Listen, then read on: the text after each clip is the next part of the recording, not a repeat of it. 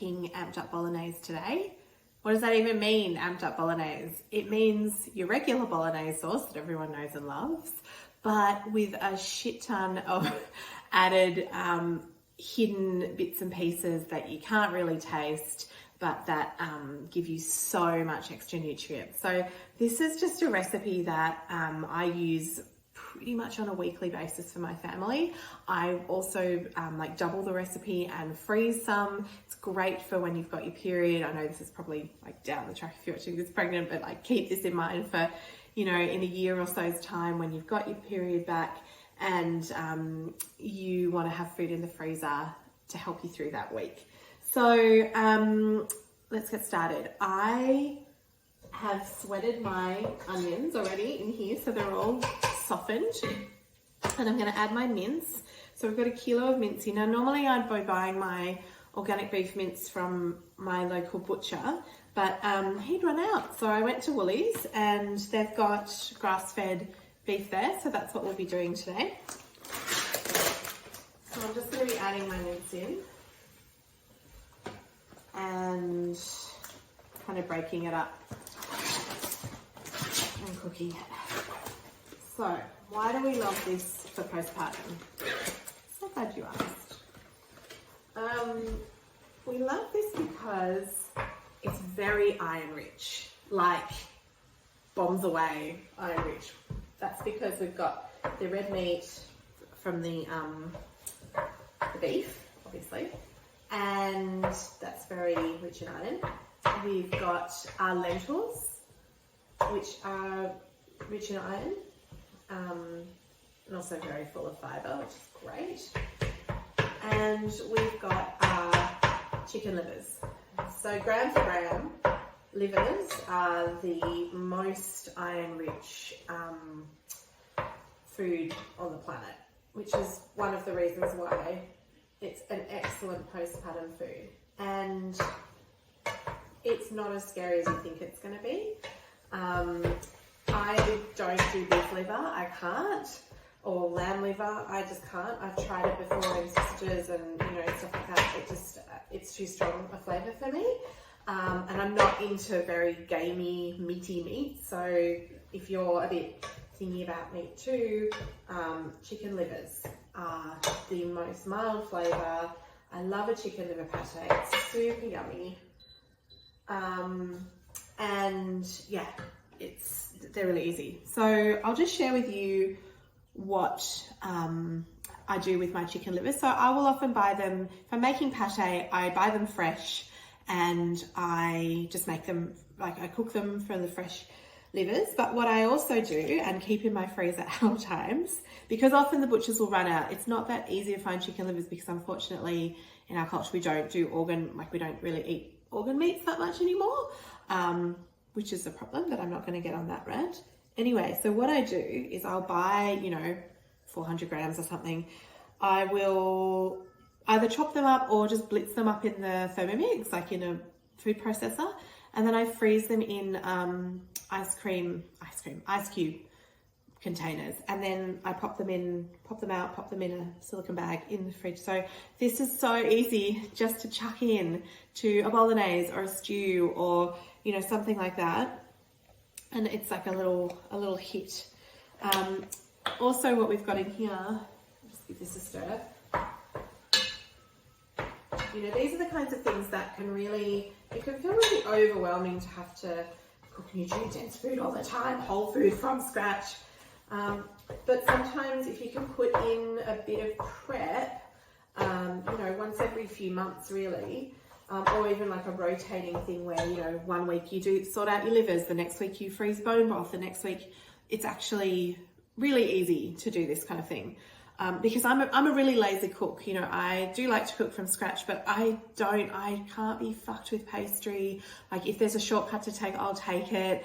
I'm always looking for time-saving things. So this you might recognize, well, if you've had a child, you might recognize. If you haven't yet had one, you will probably get to know these. These are, I think the brand's Weenmeister, and they're just, I think Kmart does them too. They're just silicone baby food things that you can freeze if you're doing purees. My kids never did purees, but someone gave me this, and it's great for ice cubes for cocktails.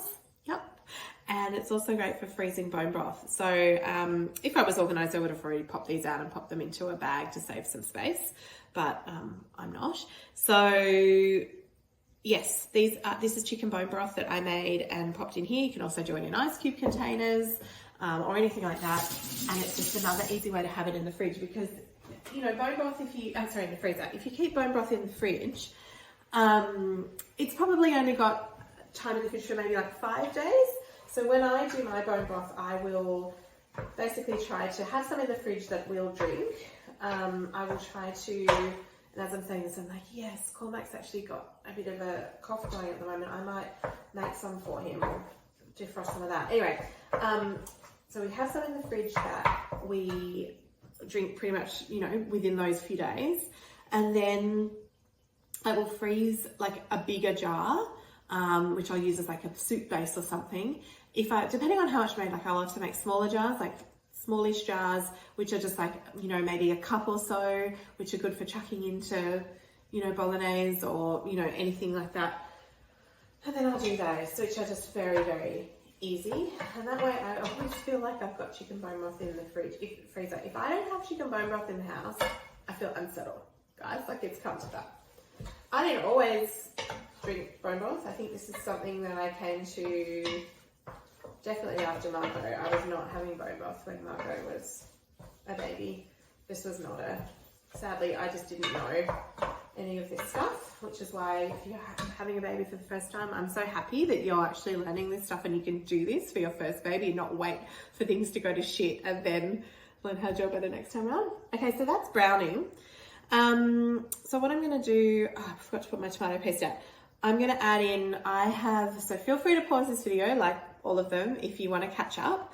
I have grated my zucchini and my carrot. That's just one big zucchini, one big carrot. I'm going to chuck it in. That was a kilo of mince, by the way. And that'll be, so 500 grams of mince is usually enough for kind of like one meal with a bit of leftovers sort of thing, like to serve 2 adults, 2 kids. Maybe there's some leftovers for someone's lunch the next day. But yeah, I always like to do double if I can, just because why not? It takes the same amount of time and then you've got something in the freezer. Like for me, freezer meals, they save me. Like at the moment even, like I'm really busy creating this course.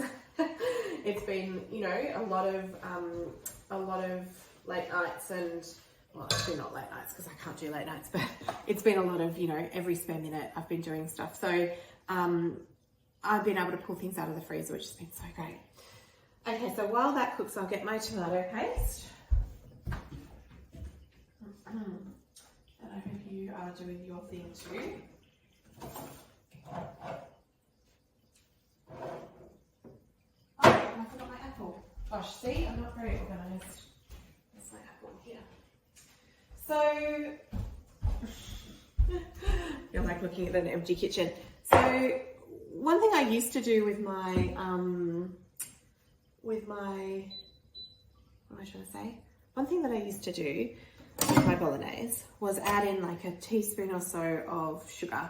And that's fine. I'm not, you know, anti-sugar in moderation, but someone told me, I think it was my mum actually, she saw something somewhere and was like, oh, add an apple. Oh, that's actually a really good idea. Actually, a friend of mine makes her chicken pate with, I think she does a pear in it for a bit of sweetness. I don't have any sweetener in my pate, but I've tried hers and it's very nice. So it's just, and then the other thing is it's not just the sweetness, but you've then got some extra fibre from the apple. And because it's been cooked and we're not doing raw stuff right now, are we? As you know, maybe your postpartum principles. This is just another way to get in some extra fruit and veg into your meal. So, you know, obviously spaghetti is great with spaghetti bolognese, but I also really like the pulse pasta. So if you are wanting to make it even more nutrient dense, or you're maybe trying to go a bit, they're actually not that low carb, but they're even higher in protein and all of that. If you like it, then I think the pulse pasta is really nice. But you know, spaghetti, pasta, whatever, gnocchi, super yum. Okay, so this is all kind of browned and the veggies are starting to cook down. So I'll just show you that quickly so you can kind of see. All the mess that I'm making on the stove. Oh, you can't see it, that's great. Okay, so what I'm going to do next is I've just got to clear a bit of space on the base of the pan. I'm going to just add a slosh of wine in. This is purely for the flavour because the alcohol cooks off. So if you're watching this and you're going, oh, but I've got a 2-year-old, or you know, whatever, don't worry, the alcohol will come off with the heat. So I'm just going to turn that up to high to not burn it off, but you know what I mean, cook it off. And that's going to do its thing. Put that away. Put this away. Just cleaning up while we go. Do your own thing while I'm doing this. I wonder if you guys are cooking along or you're just kind of watching. I hope you're cooking along. Okay. So this is when it starts to smell really yummy. So I like to, the other thing for me about bolognese is adding all this stuff makes it really rich in flavour. And I can do this bolognese in, 20 minutes sort of thing, but it's really nice if you've got the time to let it sit and simmer for a couple of hours. It makes it really, really beautiful and rich. So yeah, now my wine is starting to really boil, which is, simmer. What am I trying to say? It's not simmering, it's boiling. It's like a rolling boil. So that's great. The alcohol's cooking off. It's deglazing the pan, getting all those kind of nice juices from the meat.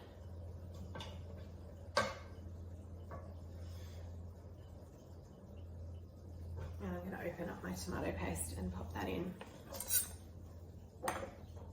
So here's a handy trick for you about tomato paste.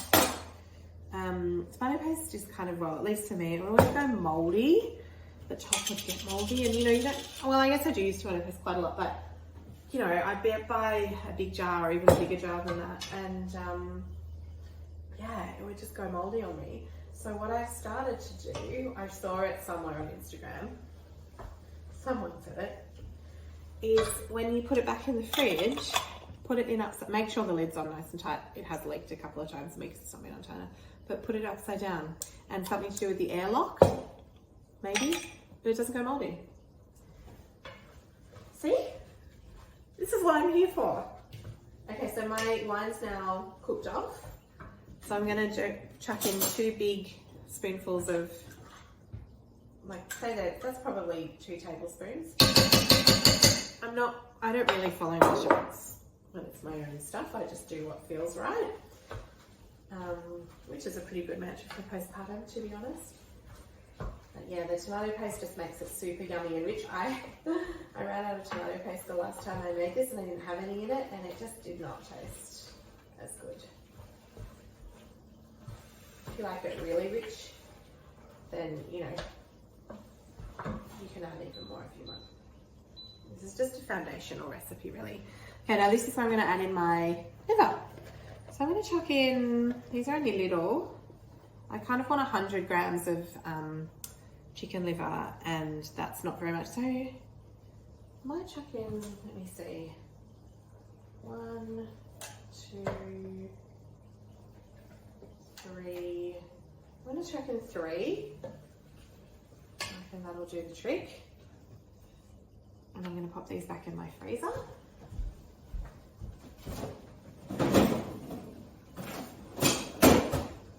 It's also a good way to save your chicken livers because, if you buy a bunch of chicken livers, cook them straight away if you can, within the day, because chicken livers go off really quickly.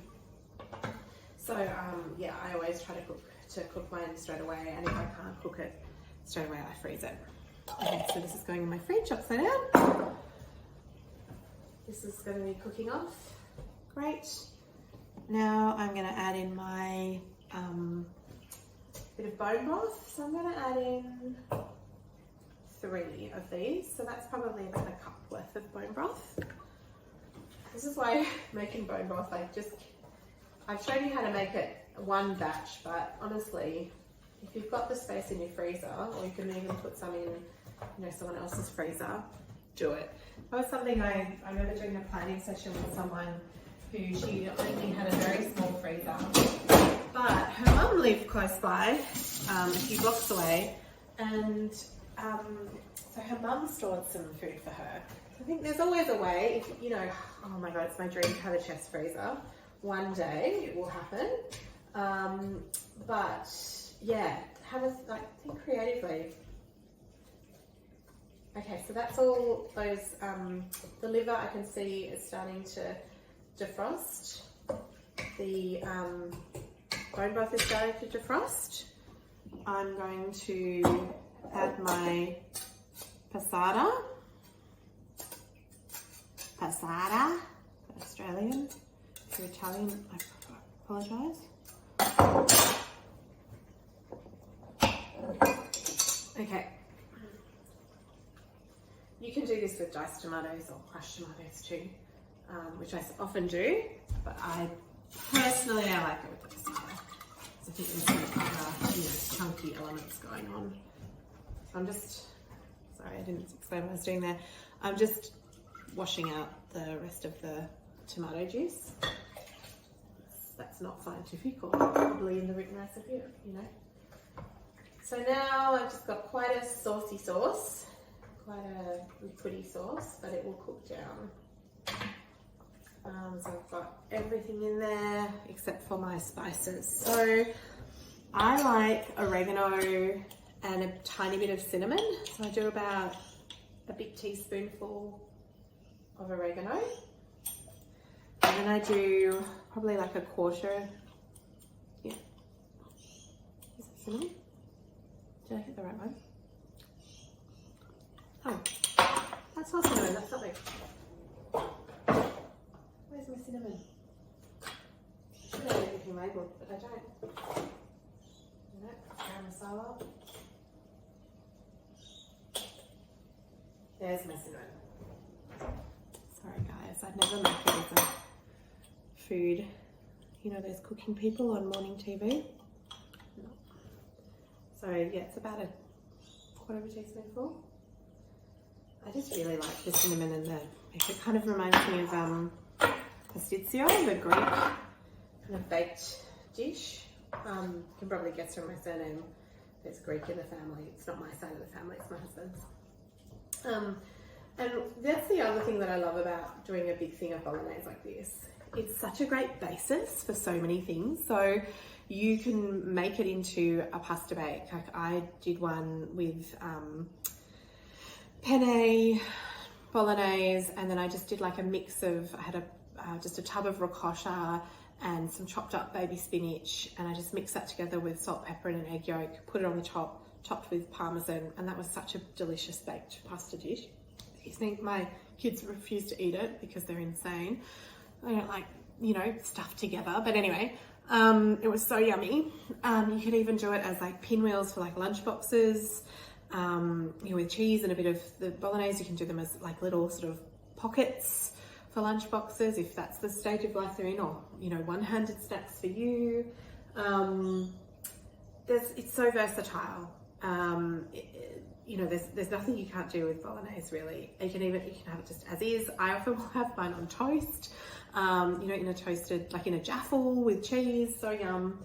So yes. So what I'm gonna do is this is gonna sit and simmer away for, oh guys, I forgot the lentils. To be fair, I could have added this in later. So if you're organized, sometimes I am, I will soak dried lentils and cook them in the pressure cooker. You can cook chickpeas and lentils and legumes like that in the pressure cooker for about half an hour, and they come out beautiful, and they're so much tastier than in the tin. But I haven't been organised, so I've just got some brown lentils, and I'm chucking those in. Okay, so as I was saying, this is now going to sit and simmer and break down all those veggies and do its thing for the next 2 to 3 hours. I'm going to go and do the rest of my cooking. You'll see it in the background when I'm doing other videos. It's smelling amazing. And at the end, all I'm going to do is add in some crushed garlic cloves. So I'll turn the heat off. I'll have crushed my garlic cloves. I usually do like 3 or 4, depending on how big they are. Put that in, stir it through, check for salt and pepper. I haven't added any salt into that so far, so don't forget the salt, that's important. And that's it. Now, I really like to add chopped up continental parsley, Italian parsley, when I've done when I'm eating it. It's not something that I would probably freeze. Like, you definitely could, but I think it's better fresh. So just something to remember if you like that too. I really like my parsley. So yeah, okay, so that's bolognese. It's a good one to start to do first, so it can just sit and go for the next few hours while you get cracking with the rest of your prep. I'll see you in the next video.